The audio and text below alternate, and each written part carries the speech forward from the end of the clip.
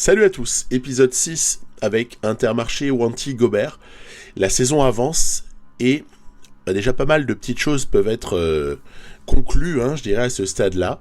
On a eu comme événement marquant, outre le Paris-Nice ou le Tirreno, qui ont réservé leur lot de difficultés. On a eu Milan-San Remo, sur lequel, au final, Girmay a pris ce qu'il avait à prendre après un travail d'équipe. Donc, sprint presque, j'ai envie de dire, au niveau de la manière de s'imposer. Après, il y a eu quand même cette jolie embellie du GP de l'E3 où Taco van der Horn sort sur la fin et arrive à s'imposer après finalement une neutralisation entre les tout meilleurs et quelques outsiders comme ça qui ont failli l'emporter, comme Fred Wright qui était pas si loin de Taco van der Horn. Donc une course indécise, plutôt sympathique et en tout cas voilà, impossible à prévoir, vraiment très très intéressante. Après sur Gand-Wevelgem, c'est peut-être sur cette course-là qu'il y a eu le moins d'indécision, parce que finalement, on a l'habitude, à force de jouer à Pro Cycling Manager, les uns et les autres, nous avons l'habitude de s'imposer en gérant les choses d'une certaine façon, et notamment en lançant le sprint au bon endroit, et profitant de l'élimination progressive des uns et des autres. Donc, pas une grosse surprise que ce Gand-Wevelgem. Et après, par contre, il y aura eu un Tour des Flandres vraiment pas mal du tout. De toute façon, ça reste une valeur sûre de Pro Cycling Manager. Le Tour des Flandres, c'est quand même rarement décevant. En tout cas, moi, je le remarque dans mes carrières. Ça fait quand même plusieurs années que le Tour des Flandres, ça tombe toujours dans l'escarcelle d'un coureur qui ne l'a pas volé. En l'occurrence ici, Wout van Aert, de très très jolie manière, après que Van der Poel ait animé cette course. Voilà. Donc dans cet épisode-là, on va se réintéresser à quelques classiques, comme l'Amstel Gold Race et Paris-Roubaix, mais auparavant, un passage au Tour du Pays Basque. Tour du Pays Basque que, à l'avance, je n'étais pas sûr de jouer, en fait. Je me disais, allez, tu fais une simulation, petit montage, et ensuite, on accélère un peu tout ça avec 2-3 images, et puis c'est réglé. Pas du tout. En fait, je me suis totalement pris au jeu de finalement cette tentative totalement désespérée d'aller comme ça contester la suprématie des uns et des autres, notamment Primož Roglič, qui apparaît comme l'épouvantail, et ce avec une équipe où personne n'est sous pic de forme. Alors c'est vrai qu'on a là un petit peu croisé des chemins, parce que certains comme par exemple Pozzovivo ou bien Jan Hirt n'ont de cesse que de préparer à ce moment-là le Giro qui va suivre, alors que d'autres comme Byström, Hermans notamment, n'ont de cesse par contre que de préparer les Ardennaises qui suivent immédiatement après, avec quand même un bonheur assez réduit concernant les pics de forme, car je vous avoue une chose, c'est que avec le temps qui passe et cette non-digestion de la réforme de Pro Cycling Manager 2021 pour ce qui est de la gestion de la forme et de la préparation des coureurs, j'ai de moins en moins envie de calculer les choses au jour près et de peaufiner.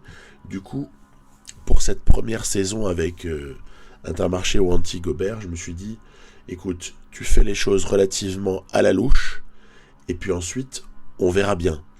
On verra bien comment ça se passe. Et la conséquence est simple, c'est que pour ce qui est d'avoir un pic entre Milan-San Remo, on va dire, et les Flandriennes hors Paris-Roubaix, ça a été relativement réussi, ou même pour certains le pic sur Paris-Nice ou sur Tirreno-Adriatico. Donc le premier pic en gros de la saison n'était pas trop difficile à obtenir. Il suffisait d'avoir la douce quinzaine de jours de course et le tour était dans le sac. En revanche, dans le détail et lorsque la saison avance, c'est là qu'on commence à rigoler un petit peu moins et on va s'apercevoir que les pics de forme vont être beaucoup plus difficiles à sécuriser. Donc c'est déjà le cas sur cette partie-là de saison, début avril, et on n'a pas la même réussite puisque la majorité des pics sont terminés, sauf exception, et où on se retrouve avec, je vous disais, une équipe en plus un petit peu hybride, et c'est ce qui me faisait dire non, écoute, c'est pas grave, on va simuler ce Pays Basque, de toute façon, on n'a aucun objectif sponsor, etc. Et je me suis quand même pris au jeu de jouer le petit contre-la-montre que vous avez vu précédemment, sur lequel les différences n'ont pas été énormes. Et puis ensuite, je me suis dit, tiens, c'est vrai, là, il y a une petite arrivée. Ce serait marrant d'essayer de voir si un sprint est possible ou si on est complètement dépassé. En gros, à quel niveau est-ce qu'on se situe sur ce coup-là. Donc, c'est ainsi que voilà, j'ai joué les choses relativement sans pression, avec un montage ici qui, vous voyez, insiste beaucoup plus sur la toute fin d'étape.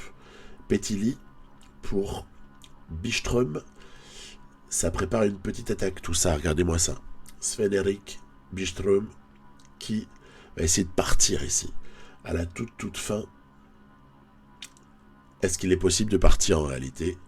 C'est bien délicat, regardez, on arrive à s'extraire. Il ne faut pas rêver non plus, on va pas aller gagner en solitaire comme ça, de cette façon, ce serait un petit peu trop facile, ce serait un petit peu injuste, même à la limite. Allez, Hermans, par contre, parce qu'on préparait le travail pour le sprint d'Hermans éventuel. Bon, non, c'est Caden Groves qui va s'imposer d'une courte tête face à Primož Roglič et Anthony Perez. Voilà, donc on a eu ici une première démonstration de la force de Roglič au sprint, puisqu'il est pas loin de taper un sprinter, on va dire, pas de renom, mais en tout cas qu'on connaît dans le vélo, quelqu'un qui s'affirme comme étant une force émergente du sprint, Caden Groves, et pourtant il a failli le taper. Ça continue ici, étape 3, toujours pareil, arrivée accessible, pour peu qu'on s'organise un petit peu. Après un enchaînement de difficultés, ok, mais pas non plus un enchaînement si difficile que ça. Et cette fois-ci, on va jouer l'échappée. Allez. Byström va jouer ici la carte de l'échappée. Alors évidemment, il y a toujours cette incertitude pour ce qui est de constituer l'échappée en début de course. Incertitude que l'on retrouve dans la réalité. Donc sur ce plan-là, le jeu, rien à dire. Et puis à un moment donné, vous avez comme ça le peloton qui dit « Ok, je valide l'échappée ». Échappée à 3 coureurs. Byström, Adria et Julien Bernard, qui vont prendre comme ça un petit peu de champ. Attention, parce qu'à chaque fois, les sprints pour le classement de la montagne sont l'occasion d'un petit emballement, d'une petite excitation de la part des autres coureurs. C'est intense, ça nous vider les barres, ça c'est un truc qui est toujours... voilà, il faut s'y faire. De toute façon, ça aussi, c'est pas forcément uniquement irréaliste, donc on accepte tout ce qui arrive, même si parfois, je vous dis, ça fait un petit peu râler de se vider les barres alors qu'on pourrait collaborer et se dire attends, mais je te laisse les points, si vraiment t'as envie de te mettre minable pour 1 point au classement de la montagne, grand bien t'en fasse, je te le laisse. Par contre, on essaie de collaborer en intelligence. Pas vraiment. Regardez ici, 3 minutes et 62 km encore à courir. Écoutez, cette étape va partir en sucette. Regardez pourquoi.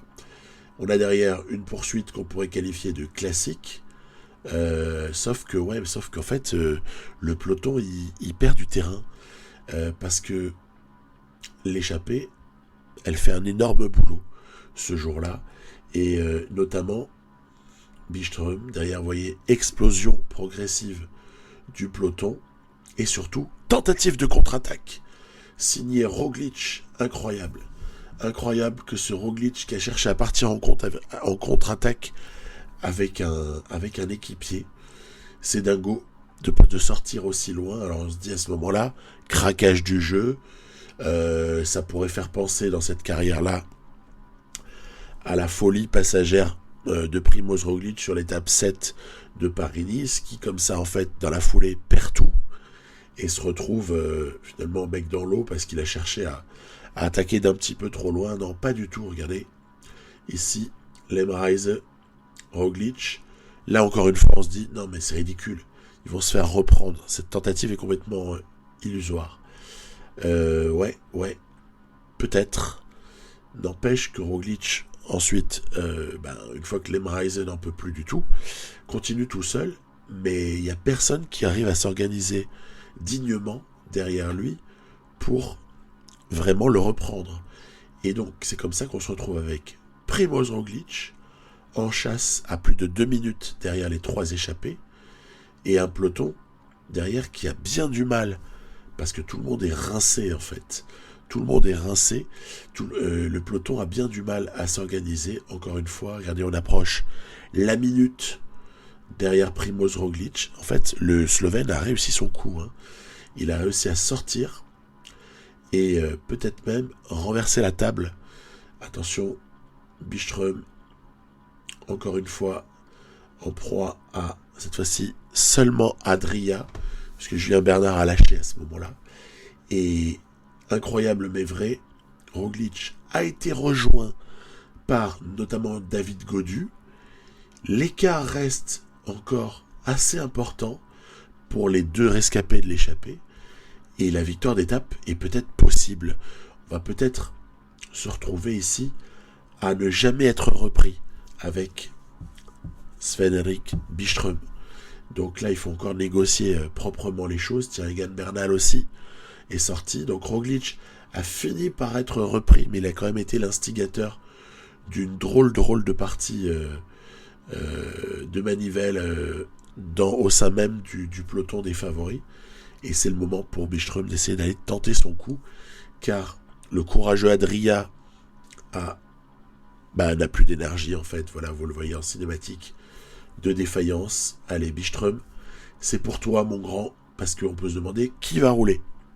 Qui va rouler? J'ai réussi à coller à ce groupe-là avec Hermans. Oh là là, David Gaudu qui est en train de faire le boulot pour Primož Roglic. Attention à Michael Woods également, qui semble bien chaud. Et Byström, à qui il reste 5 km pour aller chercher une victoire d'étape ici. Allez, les derniers virages s'enchaînent. On va terminer à bout de souffle et s'imposer ici. Mais par contre, 0 écart, tellement Roglic, Bernal, Uran, Woods, etc. sont finalement revenus sur le Norvégien.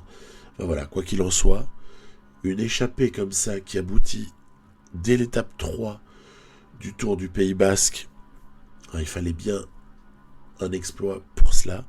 Et c'est vrai que cette victoire de Sven-Erik Byström est juste super sympathique. En tout cas, moi, elle m'a beaucoup plu. J'ai trouvé aussi la course assez débridée. J'ai aimé la prise de risque de Primož Roglic. Bref, vraiment pas si mal que ça, cette étape. Voilà, Quinten Hermans reste quand même dans le coup. On peut se demander qui était le leader de l'équipe Intermarché Wanty Gobert avant ce début de Tour du Pays Basque. Je vais vous dire un truc. Le leader, je savais pas qui ça pouvait être en fait. J'avais aucune idée de qui pouvait être le leader, parce que j'aurais aimé pouvoir dire c'est Hermans, bien sûr, on est sur terrain vallonné. Ouais, mais non, parce que sur le Tour du Pays Basque, en fait, souvent ça va se jouer dans des très forts pourcentages et on va pas pouvoir vraiment battre les tout meilleurs grimpeurs parmi les punchers, à moins d'ailleurs que ce ne soit l'inverse. Donc c'est pour ça que c'est assez peu évident à déterminer à l'avance, surtout que dans cette équipe, autant nos coureurs peuvent briller par moments par leur punch, parce que juste avant, Byström prend une échappée de baroudeur, mais il la prend sur sa très très bonne forme du jour, et il la prend aussi sur sa capacité à enchaîner comme ça les difficultés vallonnées sur terrain accidenté, mais on peut pas dire non plus que Jan Hirt ou que Domenico Pozzovivo soit dans ou même Luis Mentis, soit dans la forme de leur vie. Donc on aurait pu attendre quelqu'un comme Jan Hirt, par exemple, jouer top 5 général ou un truc comme ça. Ouais, mais c'est spécial. Et puis je trouve que les notes physiques sont tellement impactantes que vous pouvez avoir un type qui a 78 de base en note de montagne, qui en fait va être totalement ridiculisé sur une course par étape comme celle-ci, par un coureur qui a quelques bonnes formes et 71 de montagne, quoi. C'est pour dire le délire. Allez, on a un sprint ici à gérer. Regardez-moi ça. C'est pas magnifique. Sven-Erik Byström aime le Pays Basque et finit par s'imposer en sortant dans les tout derniers mètres sur un sprint massif qui lui par contre ne nous fait pas vraiment plaisir parce que c'est du déjà vu en fait, ce genre de truc. Mais par contre, voilà, le fait de s'extirper comme ça à la fin, bah oui, en fait c'est tout simple, hein. C'est Byström qui remporte ce sprint parce que c'est à lui qui restait le plus de barres, tout bêtement. Donc c'est typiquement le scénario où vous vous imposez juste parce que le gars reste celui qui est le plus en forme au moment d'aller sprinter, voilà, en dépit de la présence de coureurs qui lui sont bien supérieurs. Ouais, mais alors du coup, ça met de l'enjeu là sur la toute fin parce que et c'est pour ça qu'en fait j'étais là, je me disais allez non, de toute façon qu'est-ce que tu veux faire sur le Pays Basque, qu'est-ce que tu vas faire là-dessus, honnêtement ça va être ridicule, tu vas avoir 3 pauvres images et il va se passer rien du tout. Alors je m'étais dit bah ouais, c'est pas grave parce qu'au moins il y aura la lutte entre favoris et puis c'est toujours intéressant même si on n'est pas partie prenante de quand même suivre la fin des étapes importantes en se demandant comment est-ce que Roglic ou Bernal ou je ne sais qui va s'imposer et puis va comme ça prendre le dessus sur les autres. Donc en tant qu'observation aussi de la course, ce qui m'arrive pas souvent, parce que je propose toujours des situations dans lesquelles un de mes coureurs est partie prenante et vraiment impliqué à la fin et où il y a vraiment quelque chose à jouer, où on se mêle à la lutte, mais ça peut être pas si mal aussi de temps en temps d'être trop faible pour se mêler à la lutte, mais d'observer la lutte en question. Donc c'est un petit peu mon état d'esprit, sauf que là l'appétit vient en mangeant et puis on se dit Byström, qu'est-ce qui se passe?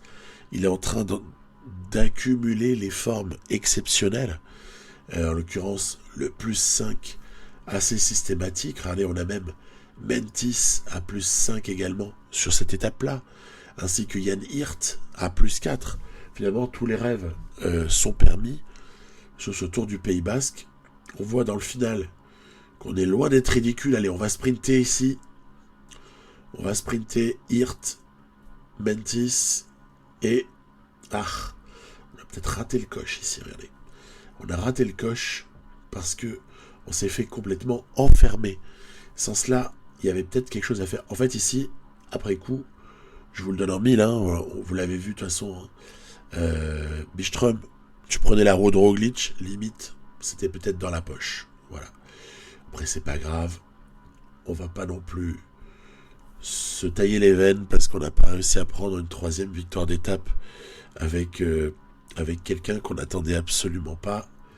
Mais vous voyez, toujours la supériorité de Roglic dès que ça se joue entre les tout meilleurs. Après, petite parenthèse aussi sur la non-présence de Tadej Pogačar. C'est un peu dommage parce que sa présence aurait sûrement enrichi ce Tour du Pays Basque et l'aurait rendu encore plus, je dirais, excitant. Hein. Bon, il n'est pas là. Et au matin de l'étape 6, Byström est 4e. Et là, on se dit, yes, il y a peut-être quelque chose à faire. Quelque chose à faire peut-être au général. Peut-être sauvegarder un top 5, un top 10, je sais pas.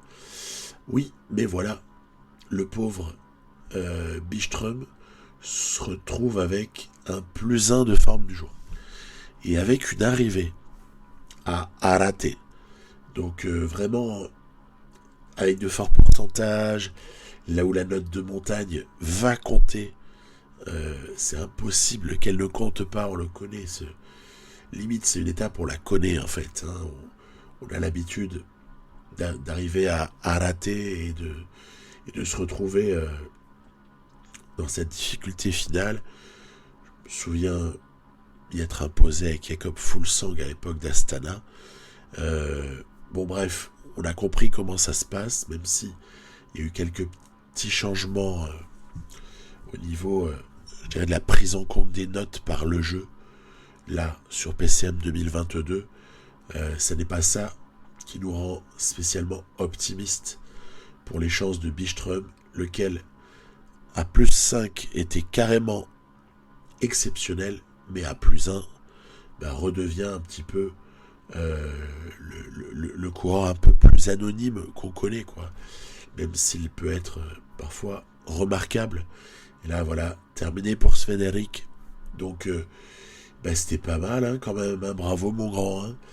Il craque en même temps que Lutsenko. Il y en a bien d'autres qui craquent, hein, comme Dylan Teuns aussi, sur les enchaînements de difficultés ici. Et par contre, Quinten Hermans, lui, tient bon le choc. Avec d'ailleurs, au passage, un bon Luis Meintjes. Hein. Donc, Meintjes, on sera amené à s'y intéresser un peu plus dans la suite de la saison. Landa, Roglic, notamment, tente de sortir. Maïka, Dan Martinez, David Gaudu. Vous voyez, on essaie de résister, mais c'est pas évident. David Gaudu qui replante ici une banderille avec Timmins Arensman aussi qui est présent. Et attaque d'Egan Bernal. Ah, celle-là, elle est décisive. Elle est décisive, cette attaque de Bernal. Roglic la rejoint très très facilement. Voilà, ça va se jouer entre les deux hommes. Puisqu'en cette fin d'ascension, rien à faire. Les deux compères sont bien plus forts. Derrière, il y a un groupe de coureurs de niveau sensiblement égal, avec Uran, avec Arensman, Maïka, De La Cruz. Et ce sera pour la 3e place que tout ce petit monde-là va s'expliquer, pendant que Primož Roglic a encore une fois gagné l'étape et achève ce Tour du Pays Basque de manière clinquante et va choper comme ça le général sans qu'il y ait eu le moindre doute sur le sujet. Presque 10 minutes plus tard, c'est Byström qui aura fait, somme toute, un très joli Tour du Pays Basque. Mais c'est pas lui qui va nous sauver le général. Il y a eu les 2 victoires d'étape, ce qui est déjà exceptionnel en fait. 2 sur 6. Et c'est plutôt Hermans vers lequel on va se tourner. Regardez, petit classement général final. Il aura tenu son rang, Quinten Hermans. Puisque 6e déjà, je trouve ça très très très heureux d'arriver à prendre une 6e place sur le Tour du Pays Basque. Ouf. Donc ça a été voilà, une expérience un peu particulière, parce que je vous dis, on part d'une course qu'on n'avait pas du tout décidé de disputer dans le détail, et puis finalement, l'appétit est venu en mangeant, et c'était un très bon Tour du Pays Basque pour nous, voilà. Derrière l'inusable Primož Roglic. Alors je vous parlais de son compère slovène Pogačar, et justement, quand même, ça peut nous avoir surpris, avant de passer à l'Amstel Gold Race, ça peut nous avoir surpris que de se rendre compte de l'absence du formidable grimpeur slovène. Ouais, en fait, il a couru que Milan-San Remo et le Tour de Catalogne. En fait, il va aller sur le Tour des Alpes, je spoil un peu, il l'a gagné. Et puis ensuite, ce sera Liège. Voilà, bon, ok. Liège, j'ai pas encore joué. Mais c'est quand même étonnant, hein, cette relative passivité comme ça. Dans la saison de Pogacar, on lui met très très peu de courses au programme. Donc là, oui, je me suis un peu surpris. Si vous avez aussi remarqué quelque chose d'étrange dans le nombre de jours de course d'un des coureurs majeurs du peloton, dans vos carrières respectives, je veux bien le savoir, parce que moi, ça me paraît être assez peu tout de même, assez peu, hein, pour un début de saison, ne pas avoir eu la présence sur Tirreno ou même sur Paris-Nice. Déjà, c'était assez étrange, et puis cette absence sur le Tour du Pays Basque aussi peut paraître difficile à interpréter. Il n'était pas blessé, je le précise. Hein. Il n'était pas blessé, Tadej Pogacar. Voilà, j'ai surveillé régulièrement en fait. Chaque fois que je voyais qu'il était absent, j'ai surveillé s'il était blessé ou pas. Allez, Amstel Gold Race au programme avec une échappée ici qui s'est développée. Des coureurs qui normalement ne devraient pas aller au bout. De toute façon, il est bien difficile sur ces courses-là que l'échappée aille prendre la victoire. On le sait, c'est un jeu de dupes en fait. Où il y a des échappées qui sortent parmi notamment les équipes invitées et qui essayent de montrer le maillot, mais c'est à peu près tout. Cet Amstel Gold Race se joue aussi sur la résistance à l'effort, bien sûr, et à la résistance à la récupération, oui, bien sûr aussi, la récupération en course, hein, et l'endurance suite à la répétition des difficultés. Donc rien de bien nouveau. Les 240 bornes servent à épuiser tout le monde pour essayer de secouer le panier et de tirer le coureur à la fin qui est le plus fort et qui a le mieux résisté à tout ça. Donc aucune nouveauté sous le soleil néerlandais. Ça sort à un moment donné ici. Ça, c'est à mon avis un mouvement de Barguil, etc., qui était à mettre au crédit on va dire, des nouveautés du jeu, où ça attaque de loin, de même ici que cette initiative de Charman, Paules, Lutsenko et Dylan Teuns.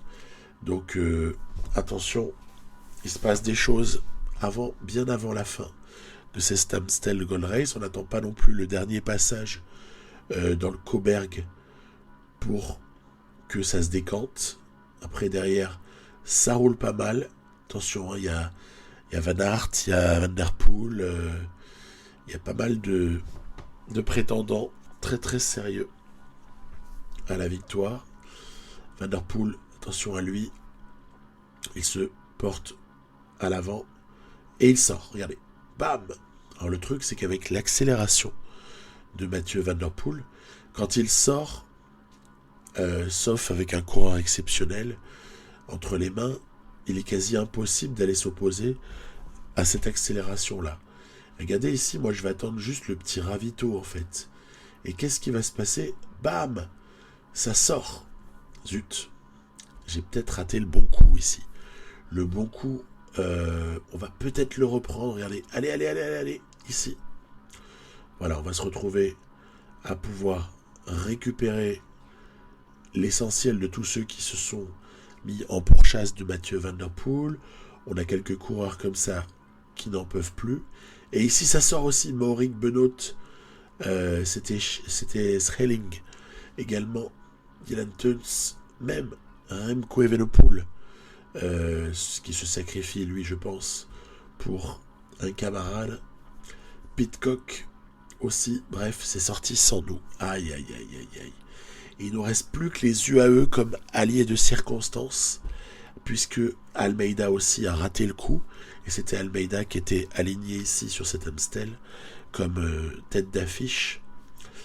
Ouais, c'est sorti sans nous, et le groupe est beau.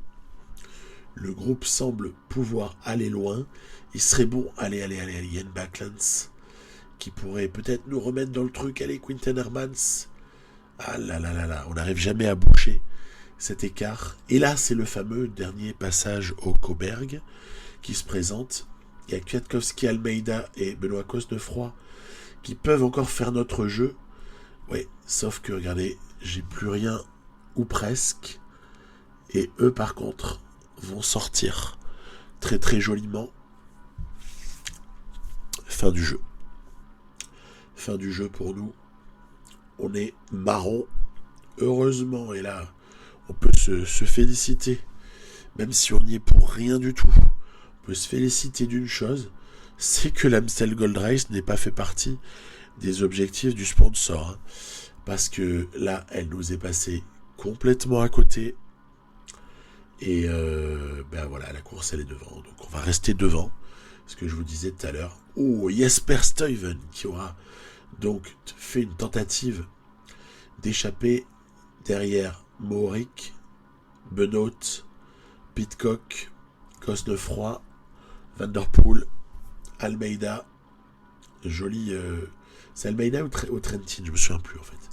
À ce moment-là, si c'est Trentin ou Almeida. Ah, c'est Almeida, voilà. Avec le Kwiatkowski aussi, puisque Pidcock a lâché. Terrible, terrible. Stuyven qui est en train de se la chercher, hein. Bravo, hein. Et derrière, oh les idiots utiles. Oh les idiots utiles. Qui cherchent à tout prix à revenir sur Stuyven, mais qui ont plus d'énergie derrière. Oh là là, Cosnefroy, Benoît. Est-ce que vous en voyez pas un là qui est frais comme un gardon et qui semble même pas souffrir? C'est normal, il y a plein d'autres gens qui ont fait le boulot à sa place en fait. Non, peut-être pas quand même. Allez, on va dire que Stuyven va aller au bout. J'adorerais que Stuyven aille au bout. Ouais, sauf que quand Van der Poel, Nyon, telle une fusée, va mettre en route, il n'y a plus rien à faire.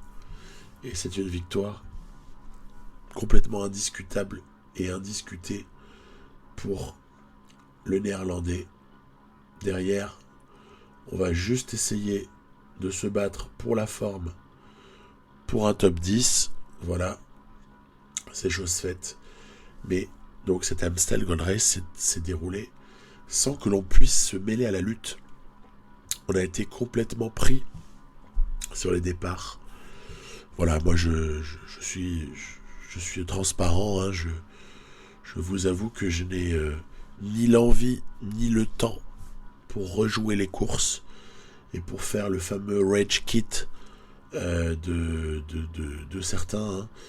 Je peux concevoir d'ailleurs des fois on est tellement déçu de quelque chose qu'on aurait envie de quitter et de recommencer la course. Ce n'est pas du tout mon cas. Je m'en fiche un peu en fait. Du moment que quelque chose de remarquable s'est passé. Et le remarquable quelque part a eu lieu. C'est que oui, cette course s'est enflammée bien avant le stade où elle se serait enflammée auparavant. Donc là, l'aspect nouveau de PCM 2022 apparaît pleinement, je trouve, sur cet Amstel. Et par voie de conséquence, nous on a raté le bon coup, mais ça, c'est juste de ma faute. Sans transition réelle, même si c'est souvent dans le calendrier qu'on trouve la flèche Brabanson dans ces eaux-là, oui, mais on la trouve pas après l'Amstel normalement, hein, on la trouve avant. Ouais, mais là on a cette fameuse interversion qui moi ne me plaît pas du tout. Hein. Interversion Amstel-Roubaix, surtout quand on en connaît les motifs réels.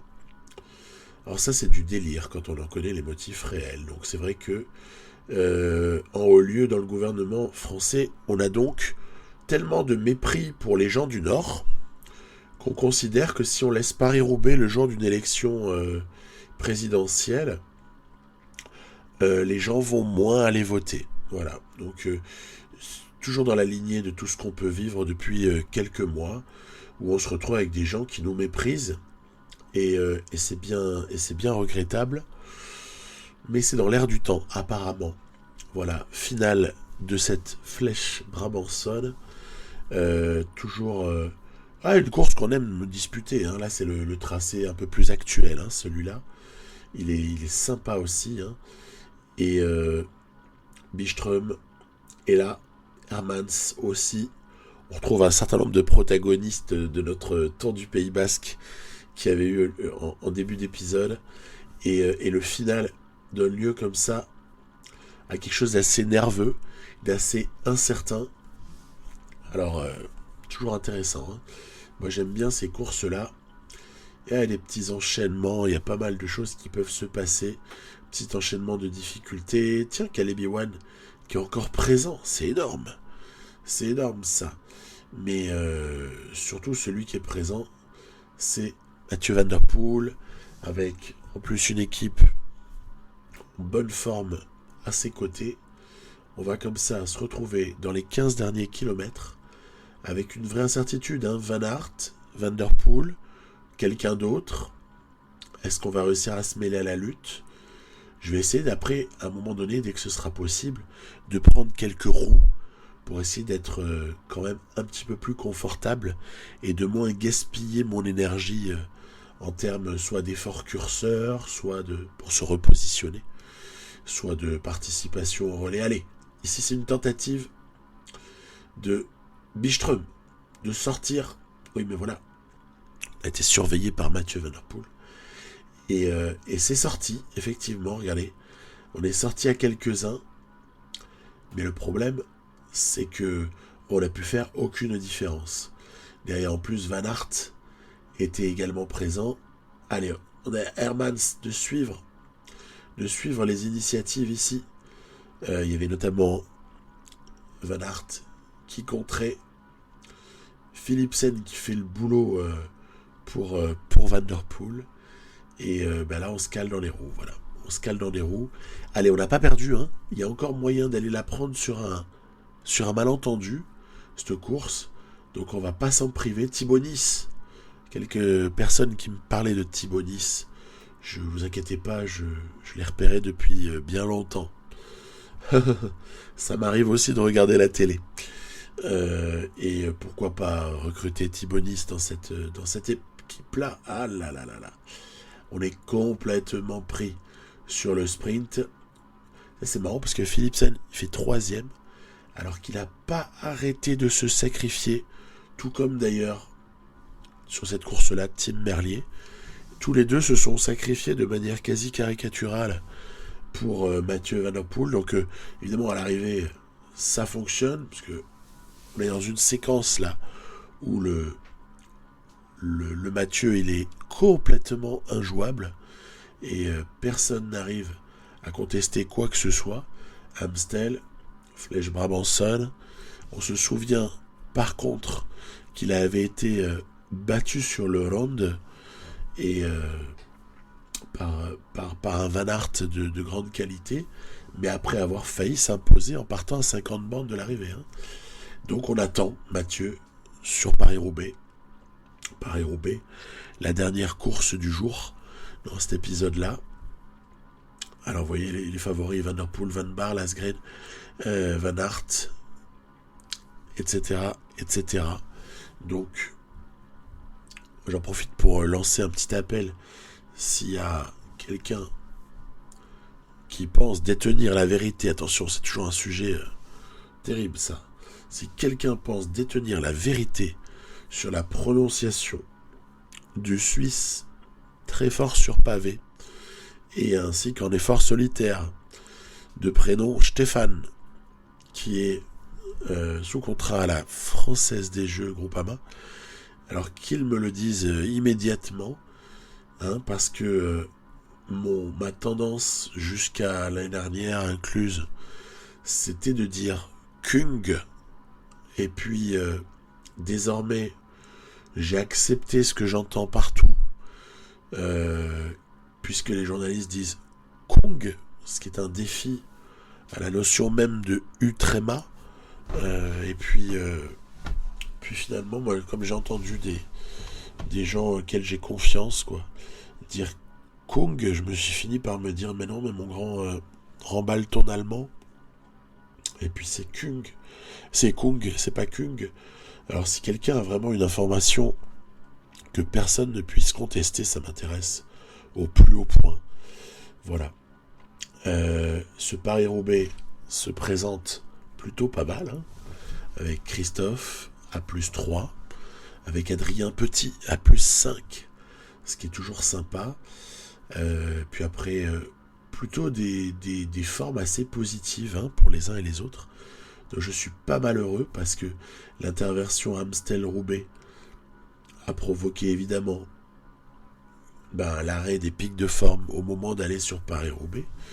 Donc ça aussi c'est quelque chose qui m'énerve profondément. Trouée d'Arambert dans laquelle un certain tri, regardez, a commencé à se faire, puisqu'il y a quasiment cassure pour une quarantaine d'individus, même si ça va un petit peu recoller après, voilà. Il y en a certains qui ont réussi à recoller à l'avant,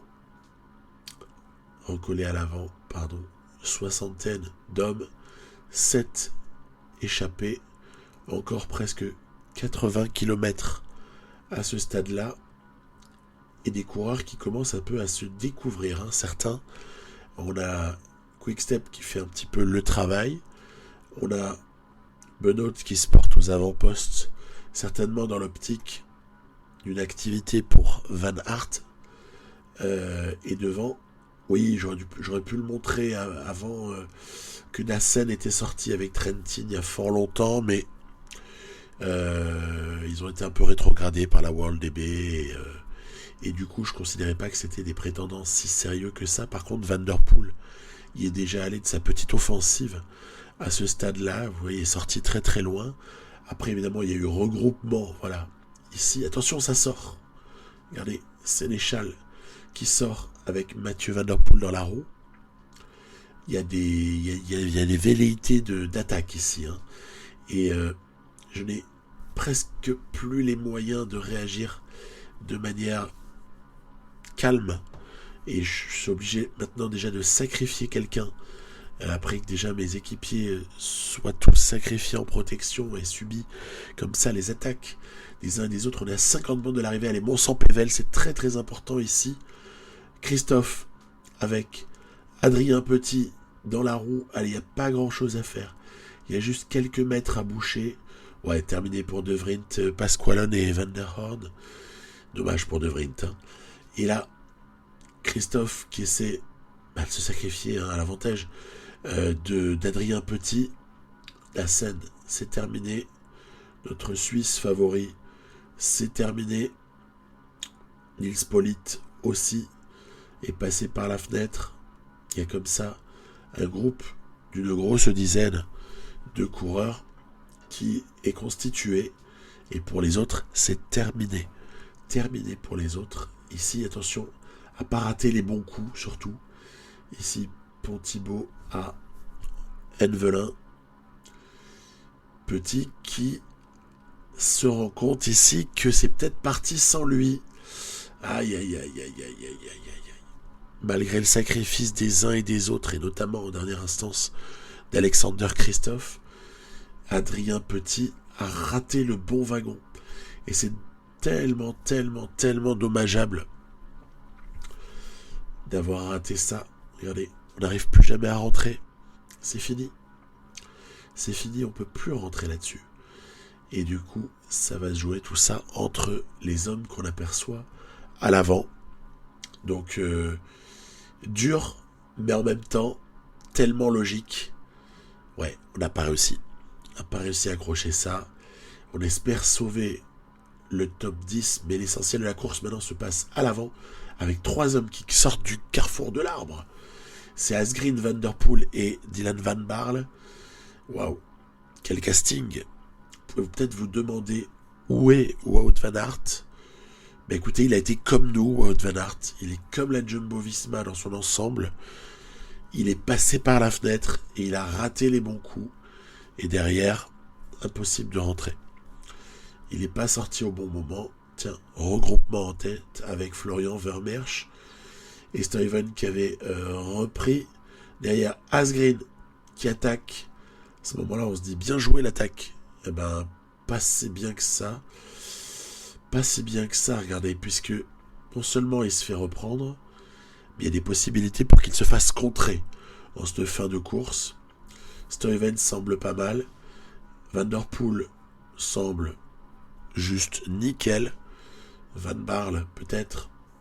En tout cas, derrière, il y a Un numéro un peu fou de Mohoric pour peut-être réintégrer le top 10, qui sait. En tout cas, on le craint avec Adrien Petit. Et Jenny Moscon qui va de sa petite chute. Quel malheur. Steven Vermeersch, Van der Poel, Van Baarle en poursuite. Toujours de Casper Asgreen. Tiens, Moscon est reparti très très fort devant Adrien Petit. Ça va être tendu, mais on va l'avoir à notre top 10. On va l'avoir. Et devant, Asgreen, qui va sûrement s'imposer à ce stade-là. Allez, il n'y a plus grand-chose à faire. Oui, mais voilà. La machine Van der Poel s'est mise en branle.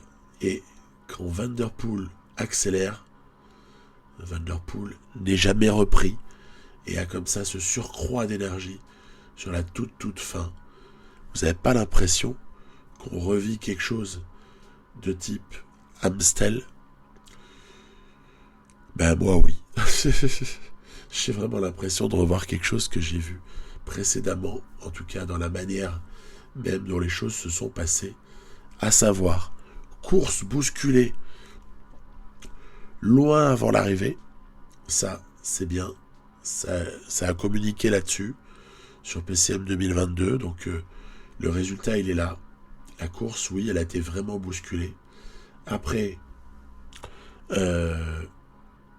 peut-on vraiment se permettre de rater les bons wagons? Malheureusement, j'ai pas eu le choix. J'ai raté le bon wagon, ce qui me relègue à la 10e place avec Adrien Petit. Et puis, surpuissance, mais là c'est lié à la database, peut-être. Surpuissance de Mathieu Van der Poel, qui s'impose ici 3 fois d'affilée, et quasiment 2 des 3 fois de la même façon. Donc, somptueux Mathieu, merci, au revoir, on repassera. On a bien compris que tu es au-dessus, et on va essayer maintenant, sur la flèche wallonne, et sur Liège-Bastogne-Liège, de s'opposer un petit peu à cette supériorité quasi caricaturale de Van der Poel, avant ensuite de basculer joyeusement vers le Giro. Giro sur lequel il y aura beaucoup de choses à espérer et à faire. Voilà, je vous souhaite une très très belle journée, une très belle semaine, et à jeudi prochain en ce qui concerne cette carrière. Bye bye.